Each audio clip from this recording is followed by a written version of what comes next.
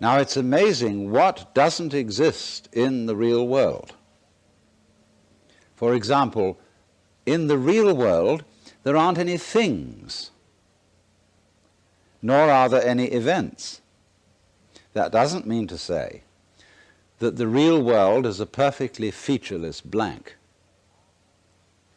It means that it is a marvelous system of wiggles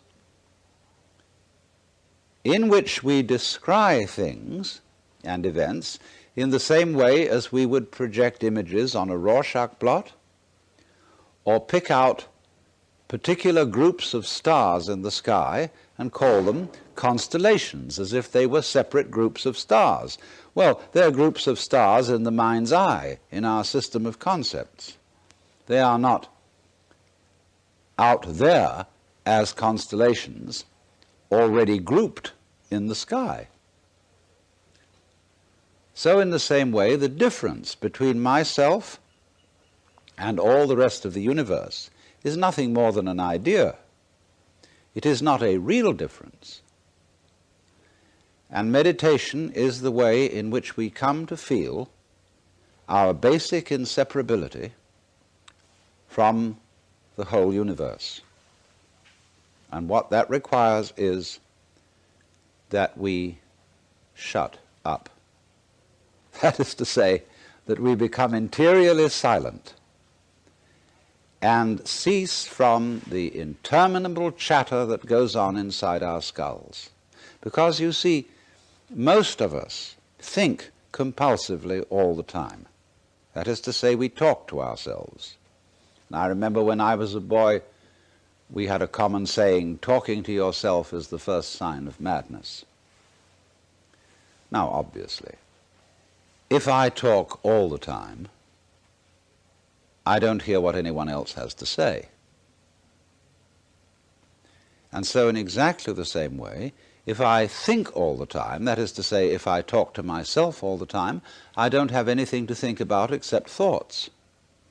And therefore I'm living entirely in the world of symbols, and I'm never in relationship with reality.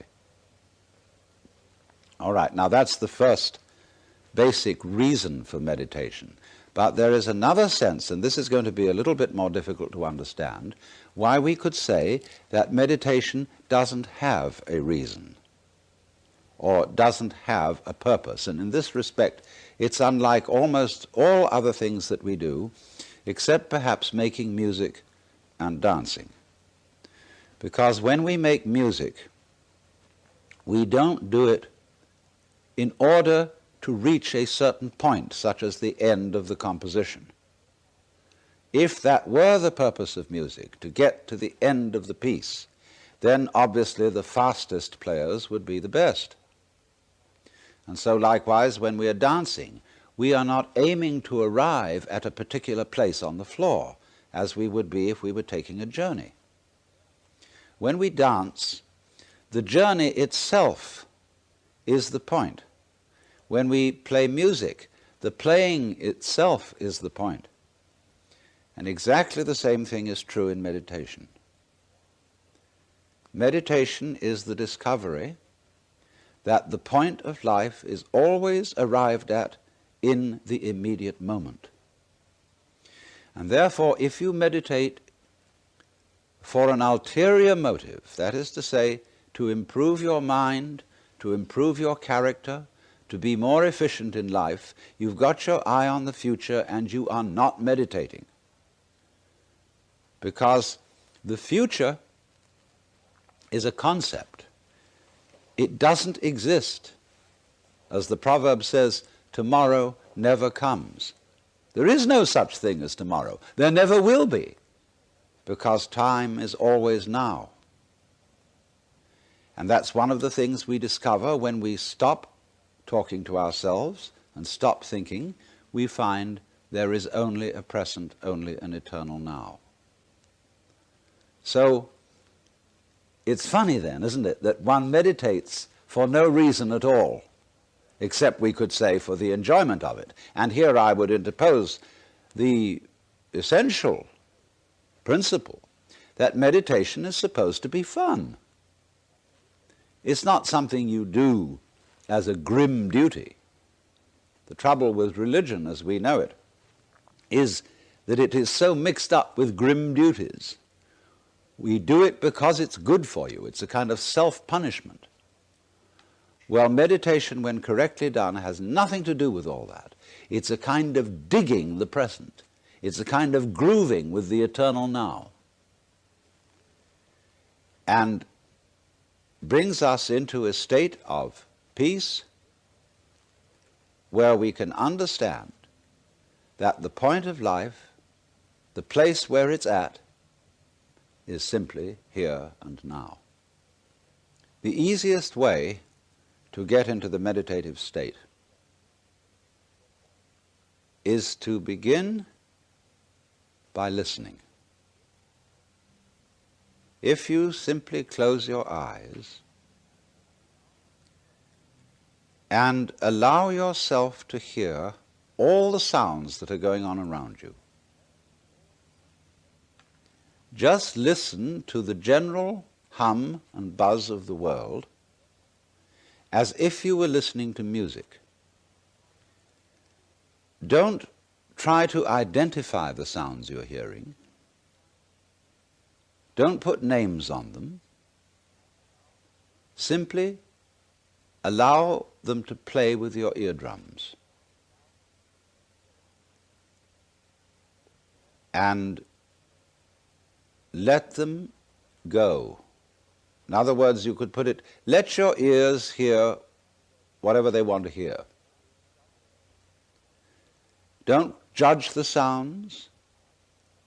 There are no, as it were, proper sounds or improper sounds, and it doesn't matter if somebody coughs or sneezes or drops something. It's all just sound. And if I am talking to you right now and you're doing this, I want you to listen to the sound of my voice just as if it were noise. Don't try to make any sense out of what I'm saying, because your brain will take care of that automatically. You don't have to try to understand anything. Just listen to the sound. As you pursue that experiment, you will very naturally find that you can't help naming sounds, identifying them, that you will go on thinking, that is to say, talking to yourself inside your head automatically. But it's important that you don't try to repress those thoughts by forcing them out of your mind, because that will have precisely the same effect as if you were trying to smooth rough water with a flat iron. You're just going to disturb it all the more. What you do is this. As you hear sounds coming up in your head, thoughts, you simply listen to them as part of the general noise going on, just as you would be listening to the sound of my voice, or just as you would be listening to cars going by or to birds chattering outside the window. So look at your own thoughts as just noises. And soon you will find that the so-called outside world and the so-called inside world come together. They are a happening. Your thoughts are a happening, just like the sounds going on outside. And everything is simply a happening, and all you're doing is watching it. Now, in this process, another thing that is happening that is very important is that you're breathing. And as you start meditation, you allow your breath to run just as it wills. In other words, don't do at first any breathing exercise, but just watch your breath breathing the way it wants to breathe. And notice a curious thing about this. You say in the ordinary way, I breathe, because you feel that breathing is something that you are doing voluntarily, just in the same way as you might be walking or talking. But you will also notice that when you are not thinking about breathing, your breathing goes on just the same. So the curious thing about breath is that it can be looked at both as a voluntary and an involuntary action.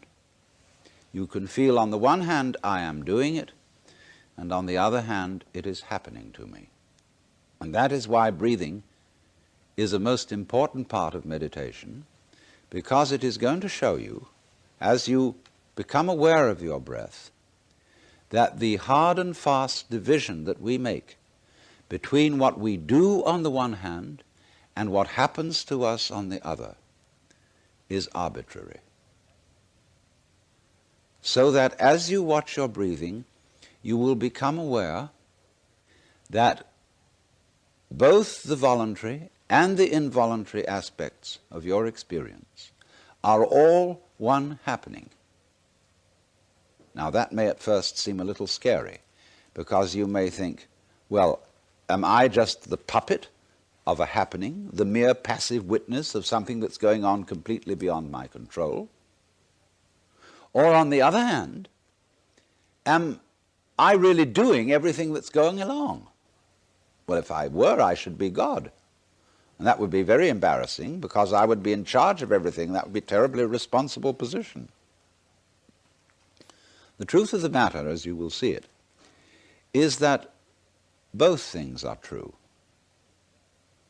You can see it that everything is happening to you, and on the other hand, you're doing everything. For example, it's your eyes that are turning the sun into light.